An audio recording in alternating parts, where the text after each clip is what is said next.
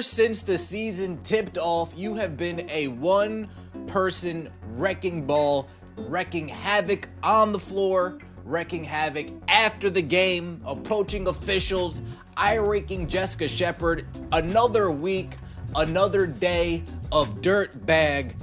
The WNBA is staring down a full-blown crisis, and DiJonai Carrington's name is at the center of the storm for all the wrong reasons. What once was praised as gritty, hard-nosed defense has devolved into something far more troubling, a disturbing pattern of dangerously aggressive, borderline malicious fouls. From hair-pulling takedowns to ice-wiping cheap shots, Carrington isn't just testing the limits, she's smashing right through them. And now, the league is facing mounting pressure to act. Analysts, fans, and even fellow players are speaking out, demanding accountability. The latest flashpoint?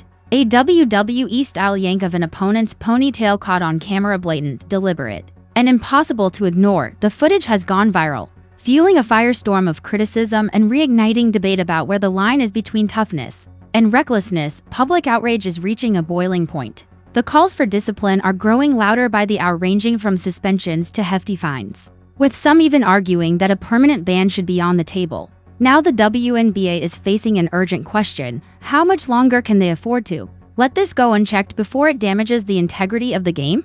All right, we're dealing with a pattern now when it comes to DiJonai Carrington and what I would define as reckless plays on the basketball court. This controversy surrounding DiJonai Carrington isn't just about one player's aggression. It strikes at the very heart of the WNBA's identity and the integrity of the game itself. For years, the league has worked tirelessly to carve out its place in the broader sports world, building a brand rooted in elite skill, sportsmanship, and the empowerment of women athletes.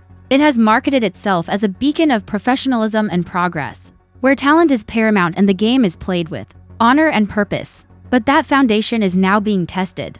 Carrington's escalating pattern of dangerous on-court behavior, from repeated cheap shots to moments that resemble outright assaults, threatens to overshadow all of that progress. Each flagrant foul that goes uncalled, each incident ignored or minimized by referees, sends a message that undercuts the league's stated values that player safety, fairness, and accountability may be secondary when enforcing the rules becomes inconvenient. This isn't just about optics, it's about consequences. Allowing one player to repeatedly cross the line without meaningful repercussions not only endangers fellow athletes, but also erodes the trust of fans who expect the game to be played with integrity. It places the league in a precarious position, where the principles it claims to stand for, empowerment, respect, and equality, begin to ring hollow. The WNBA now finds itself at a crossroads. If it continues to look the other way, it risks losing more than just viewers or public goodwill. It risks compromising the very spirit of the sport it has fought so hard to elevate.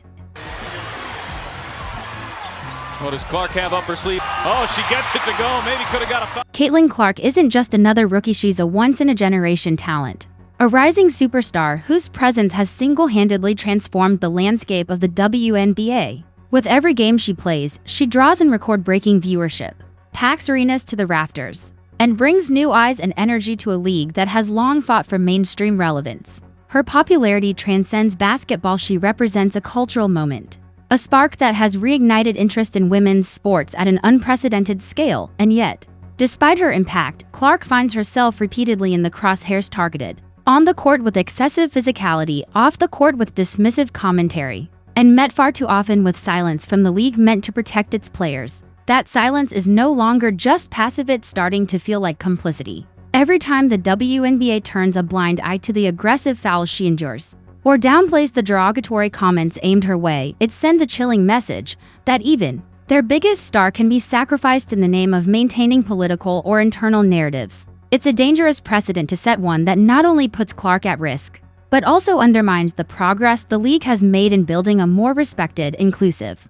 and competitive space. If the WNBA fails to act, if it continues to allow its most visible and marketable player to be mistreated without consequence, it risks more than just momentary controversy. It risks losing credibility. Worse, it risks alienating the very fans who have fought tirelessly to elevate the sport, who believed in its potential, and who saw in Caitlin Clark a bridge between eras, between possibility and fulfillment. This isn't just about protecting a player, it's about defending the integrity of the league, the safety of its athletes, and the trust of a growing fan base that the WNBA cannot afford to lose. Take it. Simmons, who's still fast on the floor. Barry draws the foul. The evidence is mounting and it's impossible to ignore. In just 1 month, we've seen 3 confirmed flagrant fouls. Add to that at least 2 more that easily should have been called. And what emerges is not just a pattern of aggressive play but a disturbing highlight reel of recklessness. These aren't just hard fouls, they're plays so dangerous they'd get a fighter disqualified in the UFC, let alone be tolerated on a professional basketball court. And yet, from the league office, silence. No statements, no disciplinary action, no indication that these escalating incidents are being taken seriously. The question echoes louder with each passing game. Why?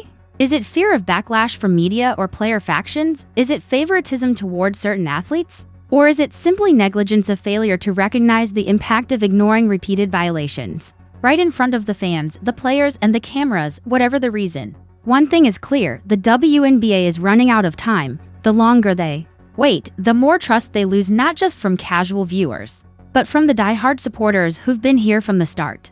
This isn't just about enforcing rules, it's about upholding the integrity of the game and protecting the athletes who give their all on the court. The world is watching. The league's next move will speak volumes, not just about how they handle conflict, but about what kind of league they truly want to be. If you believe it's time for the WNBA to step in, take a stand, and hold players accountable, don't stay silent. Smash that like button, share this video, and subscribe for ongoing coverage of this explosive story. Your voice matters, and together, we can demand better.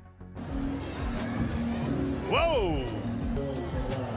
The moment that shattered the internet, the incident that drew a line in the sand, wasn't just a foul. It was something far more serious. It was an act of aggression so blatant, so violent, that calling it part of the game felt like a mockery of the sport itself. In a heated matchup between the Dallas Wings and the Los Angeles Sparks, DiJonai Carrington took things to a level that stunned even the most hardened basketball fans. Mid-play, she grabbed Sarah Ashley Barker by her ponytail and yanked her to the floor with a force more fitting for a WWE ring than a professional basketball court. The arena fell into stunned silence, gasps echoed through the stands, and within minutes, the footage exploded across social media. Even in slow motion, the act looked deliberate, brutal, and utterly indefensible. There was no mistaking it for accidental contact. This wasn't a hustle play gone wrong, it was an intentional act of violence, caught in 4K for the world to see. Yet somehow, in one of the most baffling officiating decisions of the season, the referees ruled it a loose ball foul. No flagrant, no ejection, no meaningful consequences, just a casual whistle, and play resumed as if nothing had happened. Fans were livid, commentators and analysts alike were visibly stunned. Social media lit up with outrage, and one question kept surfacing over and over again: how is this not an automatic suspension? How can a league that preaches empowerment, safety, and respect allow a moment like this to pass with nothing more than a slap on the wrist? This wasn't just a failure in judgment, it was a failure in leadership, and it has reignited the conversation about accountability, bias, and the standards the WNBA chooses to enforce or ignore.